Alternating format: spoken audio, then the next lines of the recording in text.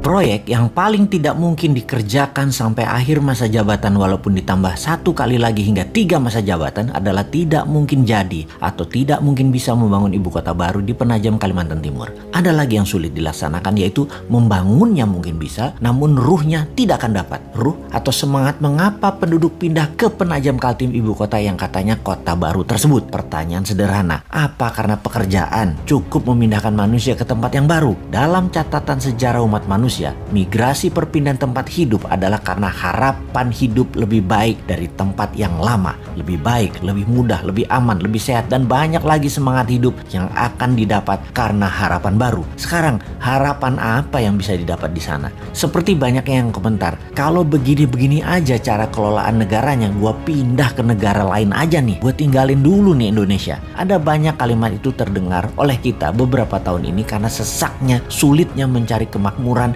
di negara tetangga kita ini yang karena pejabat utamanya mengendalikan jalannya bernegara padahal dia tidak dipilih oleh rakyatnya. Karena hilangnya harapan di negara sendiri dan banyaknya peluang di negara lain, terutama karena lazy money. Itulah keinginan pindah ke tempat lain menuju negara lain menjadi lebih banyak. Kemudian memindahkan orang sebanyak 5 juta ke ibu kota baru. Ini tidak mungkin cepat. Ini terjadi dalam kurun waktu yang lama. Paling cepat dalam 10 tahun. Itu pun harapan hidupnya harus menjanjikan 2 kali dari tempat tinggal yang lama dan dicapainya dengan waktu yang cepat. Kota ini bisa jadi kota mati, mangkrak. Membangun kota seperti real estate saja, Bintaro, BSD, Alam Sutra yang berdekatan dengan vibrantnya Jakarta memerlukan waktu lebih dari 15 tahun baru kerasa manfaatnya. Apalagi pusat pemerintahan, apalagi ibu kota. Asli nggak sederhana. Antar pulau lagi. Entah apa alasannya ngotot memindahkan ibu kota yang tidak punya sejarah nasionalnya, tidak ada sektor ekonominya, dan tidak ada sektor keamanannya sebagai wilayah terpenting, yaitu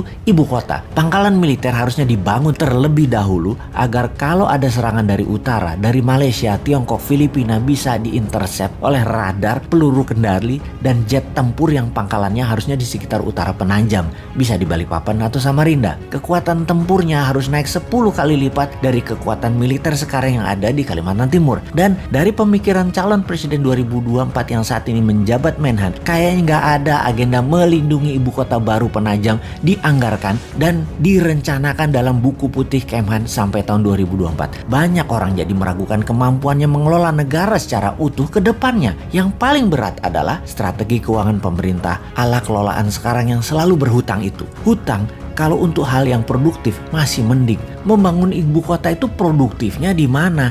Ibu kota itu bukan profit center tetapi cost center. Jadi lupakan proyek ibu kota yang hanya pencitraan dan jargon.